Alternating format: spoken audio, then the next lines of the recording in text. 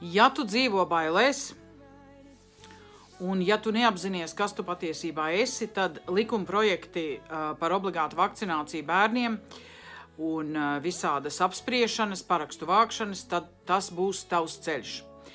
Bet ja tu esi sapratis, kas tu esi, ja tu sāc iet šo apzinātības ceļu un izproti vārdu, spēku, izproti, kā sistēma manipulē ar tevi, baida tevi, lai tikai panāktu savus mērķus, apspiest cilvēkus, ļaudis, tad tu sapratīsi, ka šis likumprojekts vienkārši ir kārtējā mirāža. Kārtējais iebaidīšanas process, ar burvju vārdiņiem, ar mistiskām formām, blankām, kurus jāizpilda, jāparakstās un vēl nezin kas. Tāpēc es nācu vēlreiz izteikt savu viedokli, un padalīties ar to, kad es jau esmu stāstījusi, ka obligāts var būt tikai tas, pēc visiem likumiem, pēc visas jurisdikcijas, tikai tas, kas ir apusēji atrunāts. Cits obligāts, tāds kā ar vāru, piespiedu kārtā, obligāts nav. Un tas nāk no angļu valodas mandatory. Mandatory ir obligāts. Tas ir tas pats jēdziens. Un doma ir tāda, ka tad, kad tu esi kaut kam piekritis, tas tev ir obligāti jādara. Bez cilvēka, vīrieša, sievietes piekrišana, kaut ko viņam tā kā uzspiest, tā ir vardarbība, tas ir pret cilvēku likumiem, tas ir pret mūsu brīvo gribu, tas ir pret visuma likumiem un tā tālāk. Tāpēc lūdzu nefantazējiet un neļaujieties šai manipulācijai ar vārdiem. Obligāta vakcinācija bērniem. Vēl tikai gribu ieteikt, padomājiet par vārdiem, kurus sistēma lieto vecāki, bērni, un tas viss ir vairāk viņu termini, kuros viņi tā kā ļoti labi jūtas, un viņiem ir, teiksim, tā kā caur šiem vārdiem jau strādā tā viņu jurisdikcija. Tātad viss šīs lietas, ko viņi grib uzspiest. Bet jūs atcerieties, ka jūs katrs esat māte un tēvs, nevis vecāki. Vecāki ir viņu termins. Jūs esat tēvs vai māte vai abi, un jums ir meita un dēls, vai meitas un dēli. Tēvs un māte un meita un dēli nav viņu jurisdikcija, un viņi vienkārši tajā pazūd. Tāpēc atcerieties, kad vajag ar apdomīgi gudri lietot vārdus, kad jūs runājat ar sistēmu.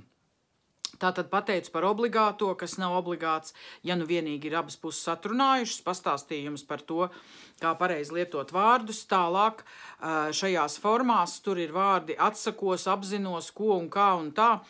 Tas viss ir manipulācija ar jums. Pirmkārt jau manipulācija, ka jums prasa parakstīties un aizpildīt viņu formas, tātad jūs ieiet viņu jurisdikcijā, bet jums vajag pastāvēt savā jurisdikcijā, suverēna vīrieša, sievietes, dzīva, brīva cilvēka jurisdikcijā, Rakstiet savu papīru, ja jums vajag, Rakstiet papīru, lai viņi paraksta papīru, kad esmu, ar mieru vai kaut kā jums sirdī būs, šo vakcīnu, piedāvāto vakcīnu pieņemt, ja jūs uzņemties atbildību par sekām un kā tas var iespaidot manu meitu vai dēlu, viņi tādu papīru neparakstīs. Tālāk vārdi atsakos, tas nav pareizais vārds, tas ļoti tā kā slikti atsaucās uz jums, ja jūs no kaut kā tā kā atsakaties. Jums vienmēr ir jāskatās uz to, ka komercfirma, ja jums kaut ko piedāvā, un Latvijas Republika ir komercfirma, tā ir reģistrēta Dun Bradstreet komercreģistrā, viņa strādā uz peļņu, tā ir komercfirma, kas pozicionē sev kā valsts, bet ir komercfirma. Ja jums jebkura komercfirma pēc UCC, tātad United Commercial Code, tātad pēc visiem šitiem viņu pašu likumiem, ja tev kaut ko piedāvā, tā ir oferta, tas ir piedāvājums. Tu to noraidi. Tu nevis atsakies, tu noraidi. Tu saki, es noraidu, pateicos, bet es noraidu jūsu piedāvājumu, Angliski tas ir I decline, tas ir pareizais vārds, nevis I refuse, bet I decline. Un krieviski tas ir atklaņāju, nevis ja не буду, я отказываюсь, не. Я отклоняю ваше предложение, вашу оферту. Okay?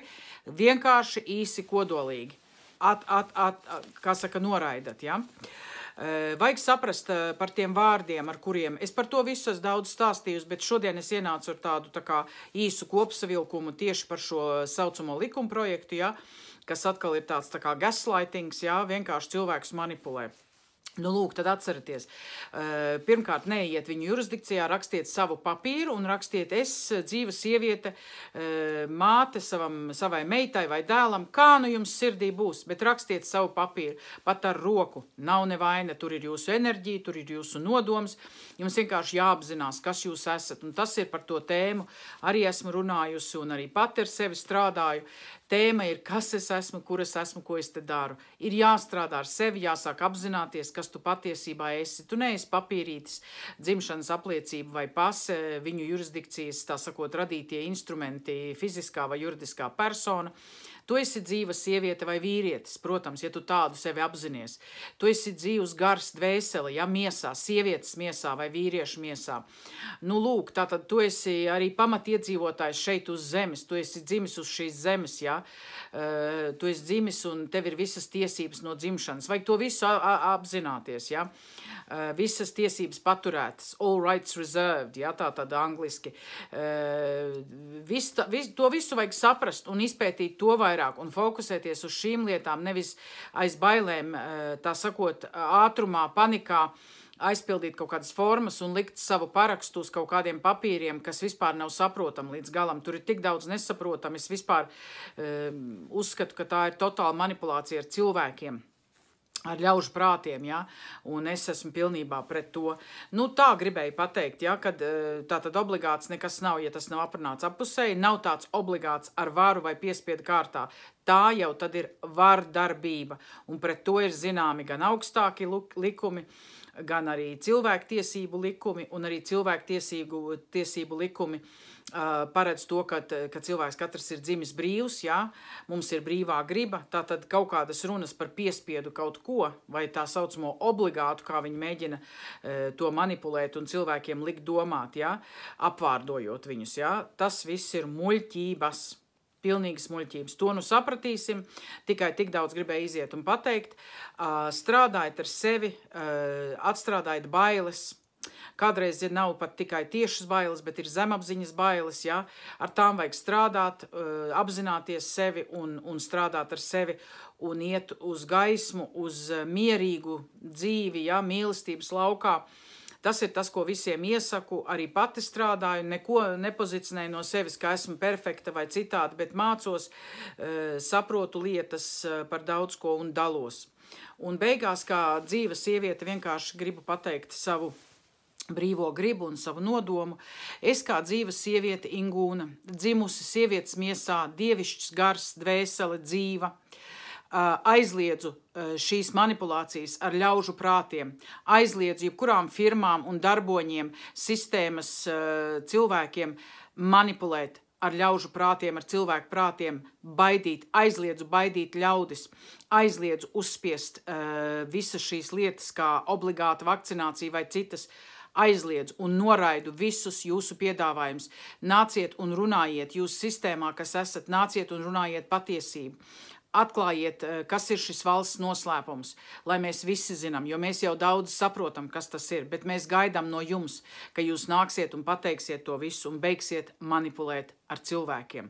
Jūsu laiks ir beidzies, un es kā dzīva sieviete, kā dievišķs gars, kas nāk uz šai pasaulē, lai darītu savu darbu, lai būtu radītāja, lai dzīvotu un veidotu šo lauku kā mīlestības lauku. Es esmu šeit, un es esmu tas, kas es esmu, un es pasaku savu brīvo gribu, tā ir mana brīvā griba. Es iestājos par mīlestību, patiesību un taisnību un tiesiskumu, jo tādi ir augstākie likumi. Natural law, dabiskais likums, dzīvo tā, ka tu nenodari kaitējumu, zaudējumu vai ievainojumu otram. Visiem iesaku sekot šim likumam, angliski common law vai natural law, tātad dabiskais likums vai kārtība, kas ir augstāks par visiem noteikumiem un visām sistēmas radītiem kaut kādiem, nu, ko viņi sauc par likumiem, bet tie ir noteikumi. Tāda ir mana brīvā griba. Es esmu, kas es esmu.